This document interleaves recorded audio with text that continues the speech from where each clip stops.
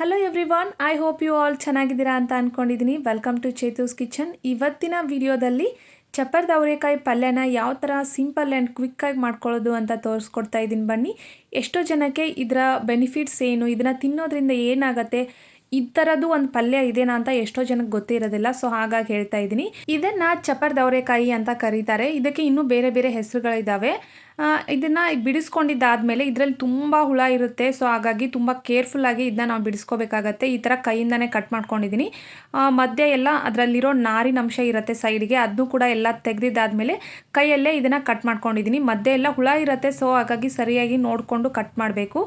ನಾನು ಮಾರ್ಕೆಟಿಂದ ತೊಗೊಂಡು ಬಂದಿದ್ದ ದಿನಾನೇ ಎಲ್ಲನೂ ತರಕಾರಿ ಚೆನ್ನಾಗಿ ನೀರಲ್ಲಿ ತೊಳೆದು, ಉಪ್ಪು ನೀರಲ್ಲಿ ತೊಳೆದು ಆಮೇಲೆ ಫ್ರಿಜ್ಜಲ್ಲಿ ಇಟ್ಟಿರ್ತೀನಿ. ಸೊ ಹಾಗಾಗಿ ಇವಾಗ ತೊಳ್ಕೊಳ್ಳೋದಿಲ್ಲ, ಡೈರೆಕ್ಟಾಗಿ ಮಾಡ್ತಾಯಿದ್ದೀನಿ. ನಾನು ಸ್ಟೋನ್ ಮಾಡಿಕೊಂಡು ಅದ್ರ ಮೇಲೆ ಒಂದು ಪ್ಯಾನನ್ನು ಇಟ್ಕೊಂಡು ಸ್ವಲ್ಪ ಎಣ್ಣೆನ ಹಾಕ್ಕೊಂಡು ಇವಾಗ ಕಟ್ ಮಾಡಿರೋ ಅಂಥ ಅವರೆಕಾಯನ್ನು ಇದಕ್ಕೆ ಹಾಕ್ಕೊಳ್ತಾ ಇದ್ದೀನಿ. ಹಾಕ್ಕೊಂಡು ಇದನ್ನು ಫ್ರೈ ಮಾಡ್ಕೊಳ್ತಾ ಇದ್ದೀನಿ.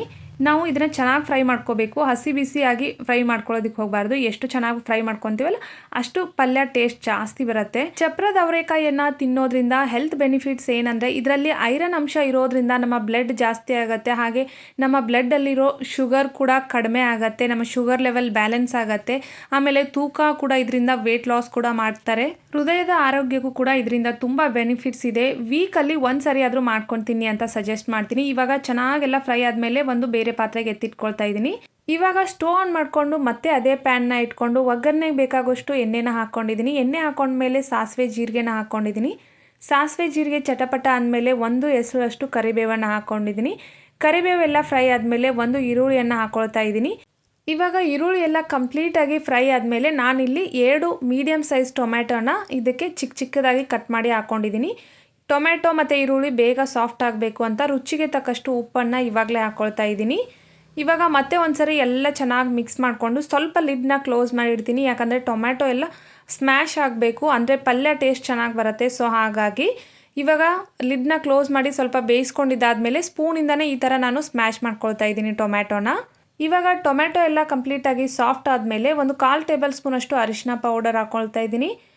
ಅಚ್ಚ ಖಾರದ ಪುಡಿಯನ್ನು ಹಾಕ್ಕೊಳ್ತಾ ಇದ್ದೀನಿ ರುಚಿಗೆ ತಕ್ಕಷ್ಟು. 1 ಟೇಬಲ್ ಸ್ಪೂನಷ್ಟು ನಾನಿಲ್ಲಿ ಸಾಂಬಾರು ಪೌಡರ್ನ ಹಾಕ್ಕೊಳ್ತಾ ಇದ್ದೀನಿ. ನಿಮ್ಮ ಮನೆಯಲ್ಲಿ ಸಾಂಬಾರು ಪೌಡರ್ ಇಲ್ಲ ಅಂದರೆ 1 ಟೇಬಲ್ ಸ್ಪೂನಷ್ಟು ಧನಿಯಾ ಪೌಡರ್, ಒಂದು 1/4 ಟೇಬಲ್ ಸ್ಪೂನಷ್ಟು ಗರಂ ಮಸಾಲ ಹಾಕ್ಕೊಳ್ಳಿ.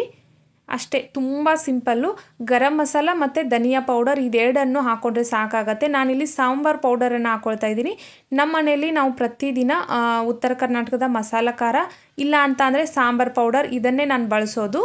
ಇವಾಗ ಅದೆಲ್ಲ ಕಂಪ್ಲೀಟಾಗಿ ಈರುಳ್ಳಿ ಟೊಮೆಟೊ ಜೊತೆಗೆ ಎಲ್ಲ ಮಸಾಲ ಮಿಕ್ಸ್ ಆದಮೇಲೆ ನಾನಿಲ್ಲಿ ಅವರೆಕಾಯನ್ನು ಹಾಕ್ಕೊಂಡು ಈ ಥರ ಮಿಕ್ಸ್ ಮಾಡ್ಕೊಳ್ತಾ ಇದ್ದೀನಿ. ಅವರೆಕಾಯಿ ಎಲ್ಲ ಮಿಕ್ಸ್ ಆದಮೇಲೆ ಇದು ಮುಳುಗೋ ಅಷ್ಟು ನೀರನ್ನು ಹಾಕ್ಕೊಳ್ತಾ ಇದ್ದೀನಿ. ನೀರನ್ನು ಹಾಕ್ಕೊಂಡಿದ್ದಾದಮೇಲೆ ಈ ಥರ ಮಿಕ್ಸ್ ಮಾಡಿಕೊಂಡು ಸ್ವಲ್ಪ ಇದಕ್ಕೆ ಬೆಲ್ಲನ ಹಾಕ್ಕೊಳ್ತಾ ಇದ್ದೀನಿ. ಬೆಲ್ಲನ ಹಾಕೋದ್ರಿಂದ ಟೇಸ್ಟ್ ಚೆನ್ನಾಗಿ ಕೊಡುತ್ತೆ. ನೀವು ಬೇಕಿದ್ರೆ ಹುಣಸೆ ಹಣ್ಣಿನ ನೀರನ್ನು ಕೂಡ ಇದಕ್ಕೆ ಹಾಕೋಬೋದು, ಅದು ಕೂಡ ಟೇಸ್ಟ್ ಚೆನ್ನಾಗಿ ಬರುತ್ತೆ. ಇವಾಗ ಲಿಡ್ಡನ್ನು ಕ್ಲೋಸ್ ಮಾಡಿಕೊಂಡು ಸಾಫ್ಟ್ ಆಗೋವರೆಗೂ ಬೇಯಿಸ್ಕೊಂಡ್ರೆ ಪಲ್ಯ ರೆಡಿ ಆಯಿತು. ನಿಮಗೆ ಯಾವ ಥರ ರೆಸಿಪಿಗಳು ಬೇಕು ಅಂತ ನನಗೆ ಕಮೆಂಟ್ ಮಾಡಿ ತಿಳಿಸಿದರೆ ಡೆಫಿನೆಟ್ ಆಗಿ ನಾನು ಅದೇ ಥರ ರೆಸಿಪಿಗಳನ್ನು ಮಾಡಿ ತೋರಿಸ್ತೀನಿ ನಿಮಗೆ. ನೀವೇನಾದರೂ ನನ್ನ ರೆಸಿಪಿನ ಟ್ರೈ ಮಾಡಿದರೆ ವಾಪಸ್ ಕಮೆಂಟಲ್ಲಿ ನನಗೆ ತಿಳಿಸಿ. ನಾನು ಈ ರೆಸಿಪಿನ ಮಾಡಿದ್ದೆ, ಚೆನ್ನಾಗಿ ಬಂದಿತ್ತು ಅಥವಾ ಚೆನ್ನಾಗಿ ಬಂದಿಲ್ಲ, ಏನಾದರೂ ಇದ್ದರೆ ಸರಿ, ಪಾಸಿಟಿವ್ ಆದರೂ ಸರಿ, ನೆಗೆಟಿವ್ ಆದರೂ ಸರಿ, ಏನೇ ಇದ್ದರೂ ಕಮೆಂಟಲ್ಲಿ ತಿಳಿಸಿ ನನಗೆ. ಅಟ್ಲೀಸ್ಟ್ ನಾನು ಏನಾದರೂ ತಪ್ಪಾದರೆ ಅದನ್ನು ಚೇಂಜ್ ಮಾಡ್ಕೊಳ್ಳೋದಕ್ಕೆ, ಸರಿ ಮಾಡ್ಕೊಳ್ಳೋದಕ್ಕೆ ಟ್ರೈ ಮಾಡ್ತೀನಿ.